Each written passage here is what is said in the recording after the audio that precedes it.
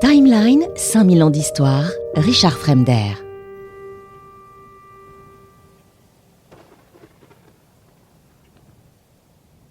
Sur les flancs du Mont-Royal, entre les arbres et les vieilles pierres du quartier des Pins, une maison trône. Imaginez-la un peu massive, forcément inquiétante. Son nom, Ravenscrag. C'est une bâtisse de 60 pièces, ancienne demeure d'un magnat du transport maritime. Imaginez un peu des escaliers de marbre, des cheminées sculptées, des tourelles en pierre. Elle aurait pu abriter un musée, un palais, une ambassade. Mais en 1944, cette maison devient tout autre chose.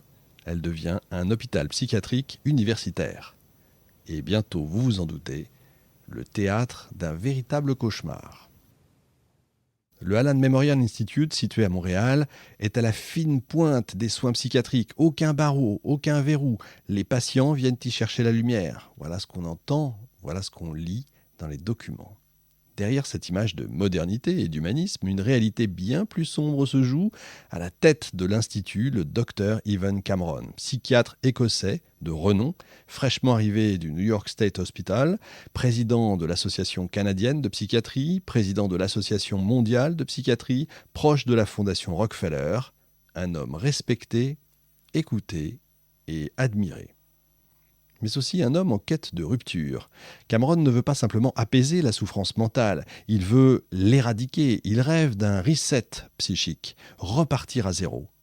Un peu comme on formaterait un disque dur, si vous voulez. Et pour ça, il va créer un protocole, un enchaînement de traitements expérimentaux progressifs brutaux. Son objectif, effacer littéralement la personnalité pour en implanter une nouvelle. Nous devons éliminer les schémas pathologiques ancrés dans l'esprit malade. Ce n'est qu'en détruisant le moi que l'on peut envisager une guérison. À l'Institut Allan Memorial, les patients ne savent pas ce qui les attend. Ils viennent consulter, eux, pour une dépression, des angoisses, des troubles anxieux. On leur promet un traitement de pointe, ils signent un formulaire d'admission. Mais ce à quoi ils consentent n'est pas du tout, mais alors du tout, ce qu'ils vont vivre. Je suis arrivé pour soigner une fatigue, une tristesse, j'avais 26 ans. On m'a endormi pendant 17 jours. Je ne me souviens de rien. Quand je me suis réveillé, je ne savais plus lire. Là, c'est un témoignage que je viens de vous lire, évidemment. Le protocole de Cameron commence par ce qu'on appelle le sleep therapy, la thérapie du sommeil. On injecte aux patients des barbituriques puissants, ils dorment, parfois pendant des semaines. Puis viennent les électrochocs. Pas ceux déjà contestés à l'époque, qui visent à provoquer une brève crise. Non. Des décharges massives, 3 à 4 fois plus fortes que la norme, tous les 2 jours, sans préparation, sans avertissement. Et enfin, le psychic driving.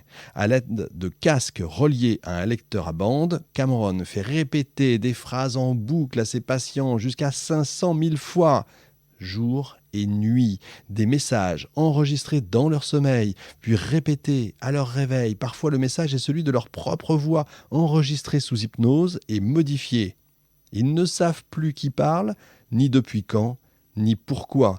Des messages du type « Tu es une mauvaise mère, tu es une mauvaise mère, tu es une mauvaise mère, tu es une mauvaise mère ». Imaginez ça répété 500 000 fois. Autre témoignage. Mon père est entré en tant qu'homme. Il est ressorti un corps vide. Il ne reconnaissait plus notre maison. Il ne savait plus comment s'habiller. On leur a littéralement volé leur mémoire, leur autonomie, leur lien avec le monde. Et tout ça sans consentement éclairé, sans la moindre conscience de ce qu'ils subissaient. Cameron, soutenu par la CIA, ne voit pas là des êtres humains face à lui. Lui, il voit des cobayes, des matrices mentales à réinitialiser. À cette époque, la CIA cherche des techniques pour interroger des prisonniers soviétiques, mais aussi pour défendre ses propres soldats capturés. Le programme MK-Ultra est lancé dans le plus grand secret. Il finance encore une fois des dizaines de projets à travers le monde, dont celui de Cameron, via une structure écran, la Society for the Investigation of Human Ecology. Le nom est anodin, l'objectif est terrifiant. Et encore une fois, les cobayes, eux, n'ont pas choisi. Les victimes, ce sont des femmes surtout, des mères de famille, des jeunes adultes, des personnes déjà fragiles, les plus vulnérables. On les isole, on les endort on les blesse. Et puis un jour, on les laisse sortir. Mais ce ne sont plus du tout les mêmes. Autre témoignage. Ma mère ne savait plus qui j'étais. Elle a essayé de me nourrir avec du savon. Elle ne comprenait plus pourquoi je pleurais.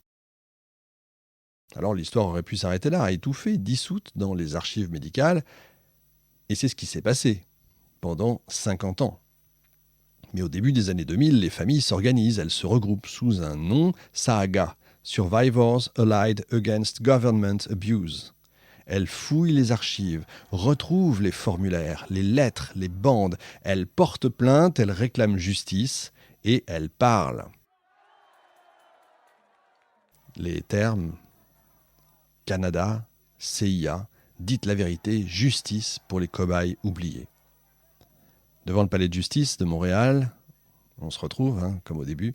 Nancy Layton, dans son fauteuil, regarde sa fille brandir une pancarte.